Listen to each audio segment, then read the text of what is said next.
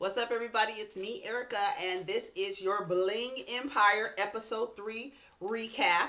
We are making our way through, right? We're on Episode 3. We got 5 more episodes to go. I might put 2 episodes together. I don't know. What do you guys think? You guys like the each episode breakdown?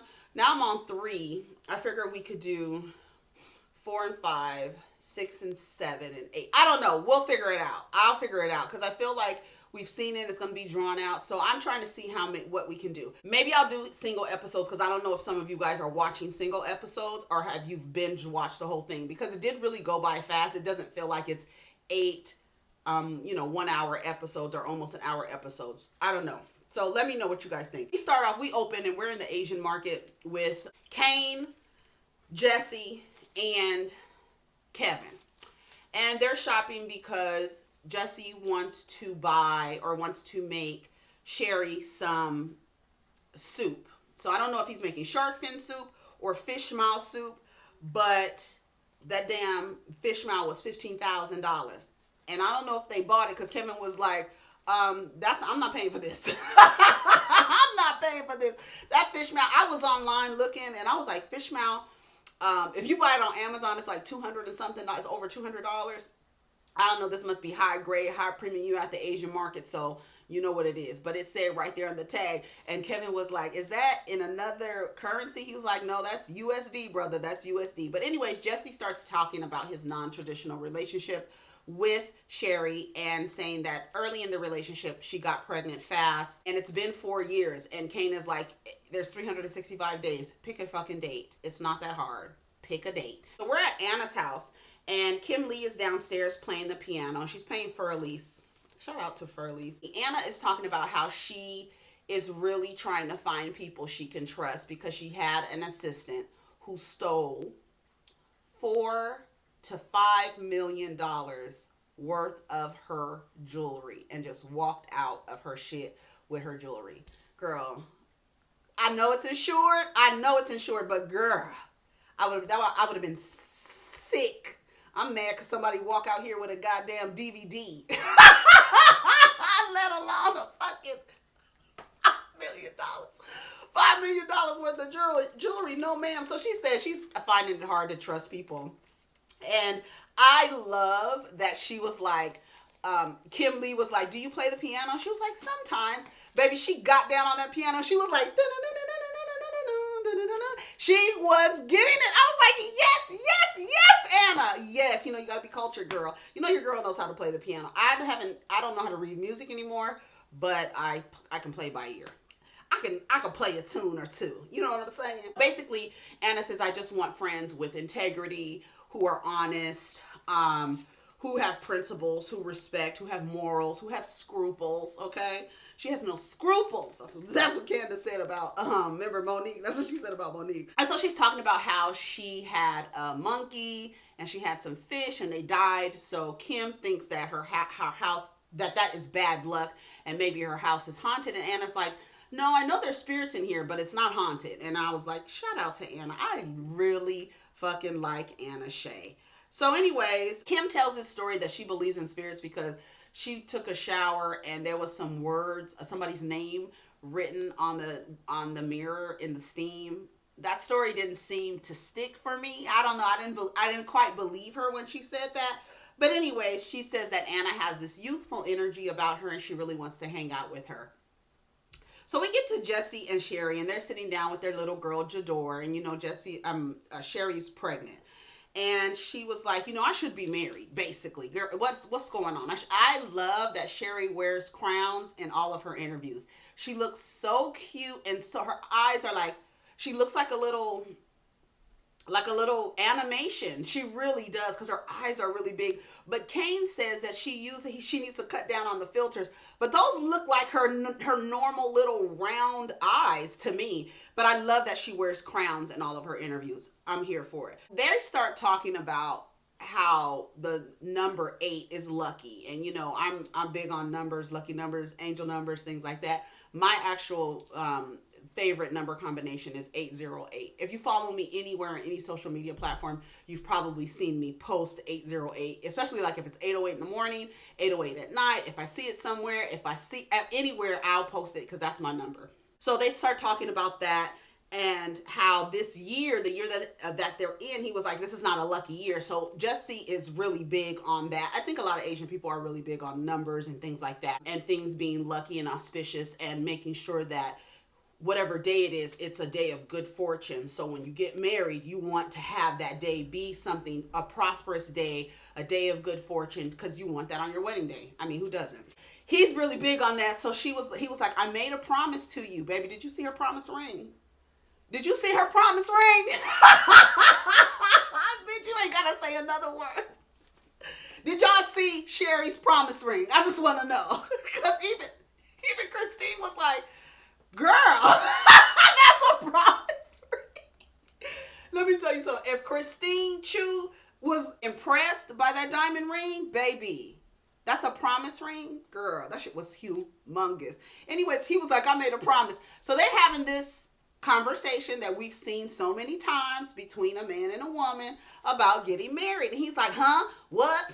He don't understand nothing. He can't hear nothing she's saying. He's looking like, what are you talking about? And she was like, he's a trust fund baby, so he has to be the boss of everything. But I'm grappling between American tradition and Chinese tradition, and I'm tired of waiting for him. I am tired of waiting for him. I feel like I'm gonna have to take the lead on this. So that's what she says. So we get to Kelly and Andrew. It's like, I learned from my mistakes. I want to surprise her. They wind up in this Airstream. So they rent this Airstream, this RV. It's really, really cute, really romantic, and they're just sitting there having a conversation about their relationship and talking about there's so many shifts in our relationship. We've been there for each other.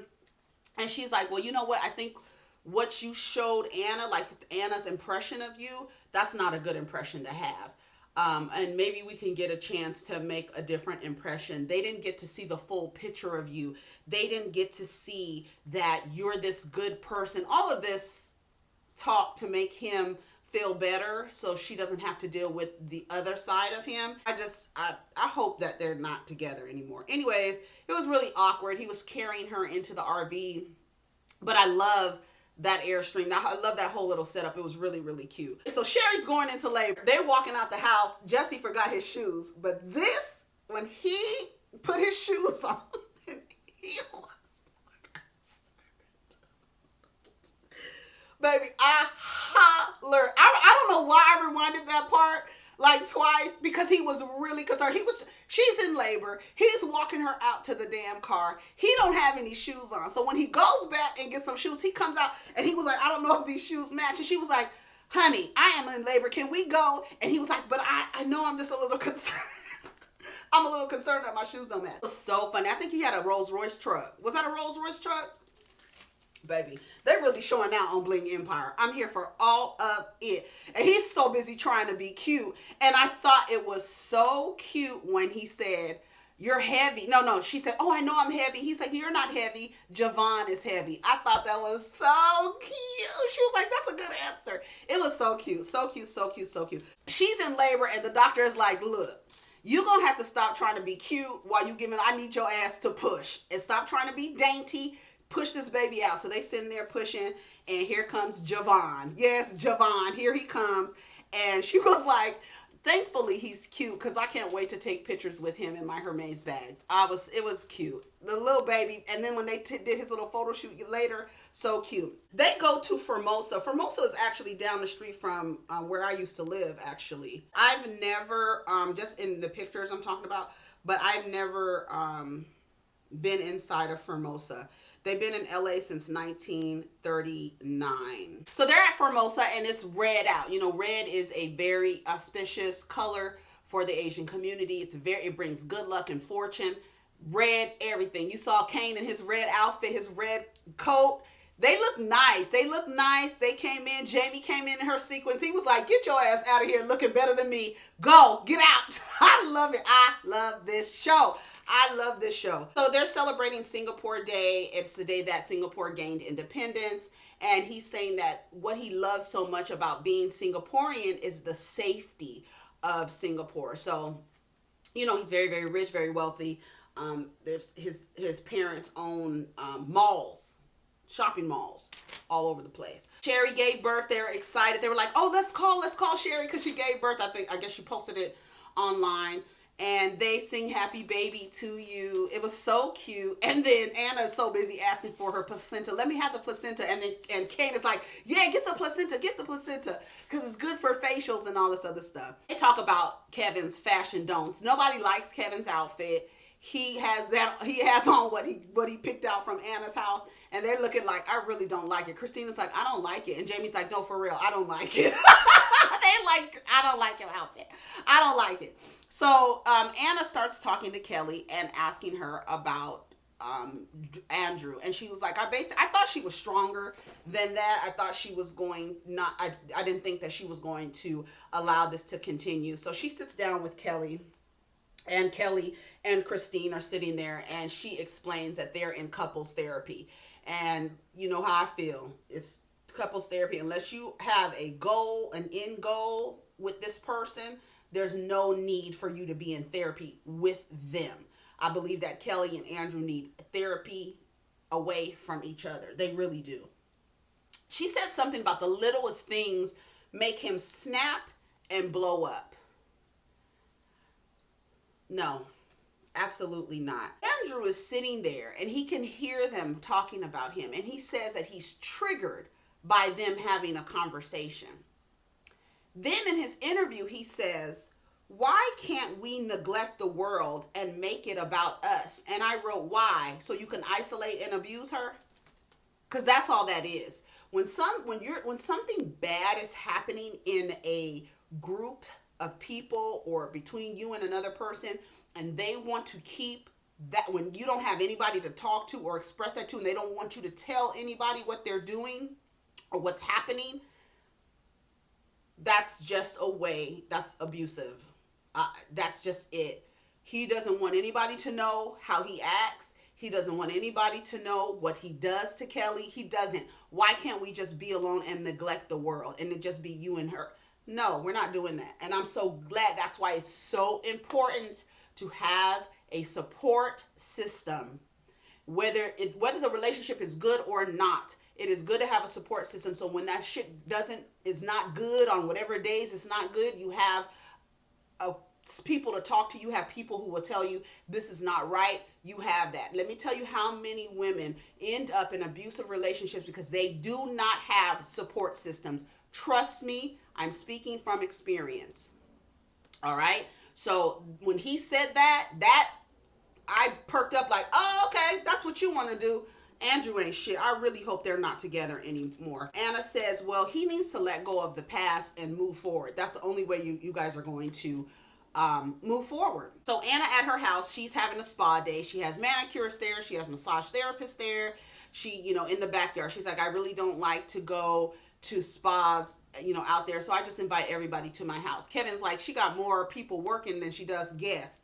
But he hops on the massage table. He gets on my nerves. He's just too much. It's too much like a kid in a candy store. He doesn't know what to do. And I'm sure he has manners, but he acts like he's void of manners. I don't know what it is. They start doing a massage inside of the mouth. And that's what you get. You thought somebody was going to be rubbing on your body when you hopped on that damn massage table and took it from Kelly. I mean, yeah. Kim took it from Kim. All these K's. One thing I'm going to look up is if your name beginning with K, is that lucky amongst the Chinese? Because they all have K's, all of them. So Kim is on this shit, based on what Anna told her before. She thinks Anna's house is haunted. So she brings a Bible, and they're looking at her like, "Girl, what do you have the Bible for?" So she's saying, anytime your friend has a haunted house or spirits in their house, it's up to you to clean the spirits out. So her and Guy go upstairs. Guy is a hairstylist. They go upstairs. She says, "I feel these unwelcomed feelings in Anna's house." That's you not being welcome, because they know whatever entities are in there know you ain't a bit of good. That's why you don't feel welcomed when you walk into that lady's house. Hello? So they start going in her house. They go upstairs. I'm going to tell you, I would have been furious. Do you hear me?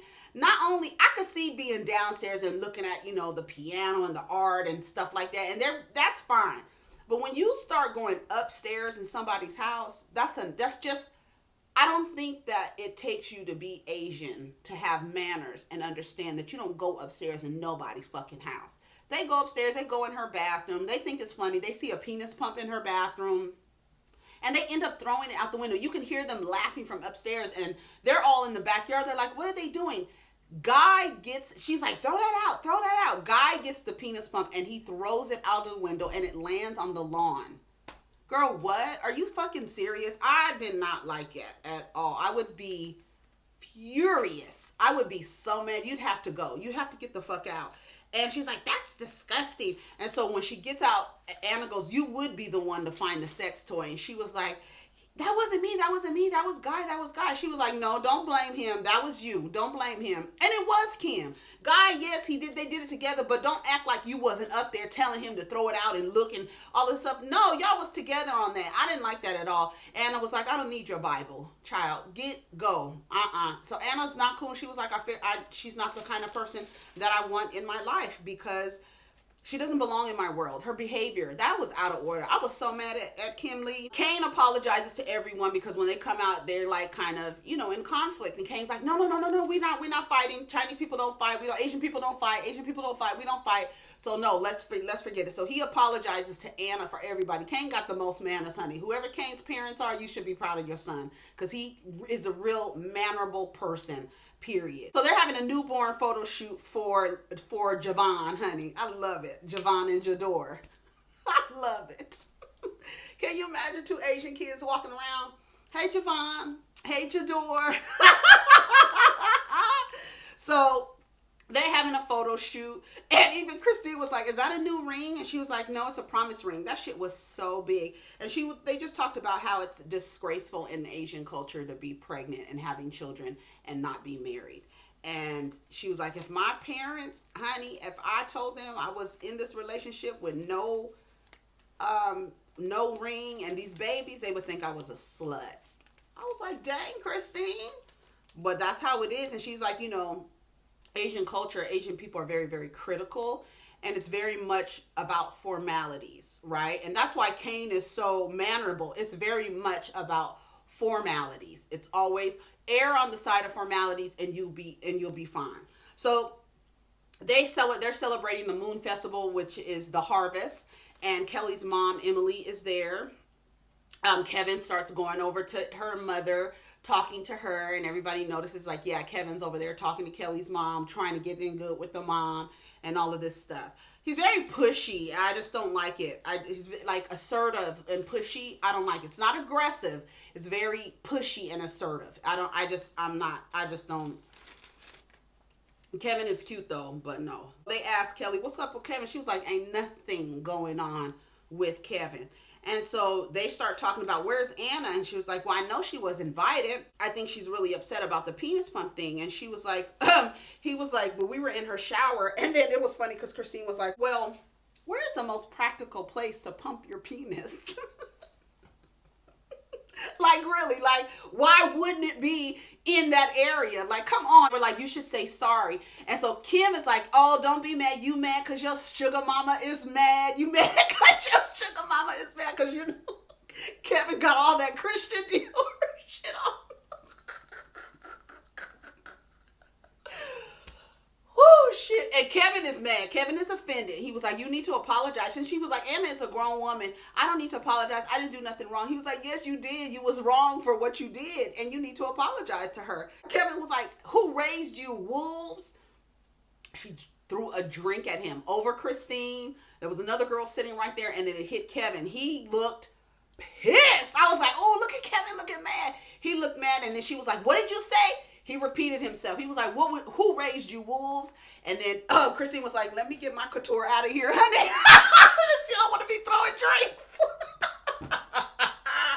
I didn't even notice Dr. Chu was sitting next to Christine when they kind of when they walked out. She was like, me and my couture are leaving. And that was it for the episode, honey. We're going to see what's going to happen on the next episode. We'll be back probably on Monday with the next review. And then I'll probably do 2 at a time after that. So we'll get up to 4 and then we'll do 2 at a time after that so we can get it done, get it over with, because I know a lot of you have watched it already.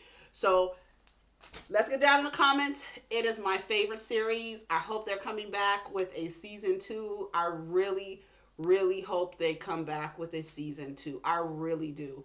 And it seems to be getting a lot of people are noticing it. People are writing about it when I go online and look up the things that they're talking about, because I wanted to see how much that fish maw was. And it's very good. They said it's very nutritious, actually. But I see people talking about that. I actually looked up Anna Shea's son, who has $1 million. Somebody did a story on him, and he has $1 million glass bong collection in the basement of Anna's home. So I really like the show. As you can tell, I love it. I was really in my 20s, really very much in love with Asian culture, specifically Tibetan and Japanese, because I studied Buddhism. One of the first books that I read on my journey, on my spiritual journey, was Living Buddha, Living Christ. And in my apartment was all black and all red. Everything was low to the ground. It was very much looked like Formosa, but basically it was very much that. Anyways, take care of each other, protect your energy, and we'll get down in the comments. Peace. Happy Friday.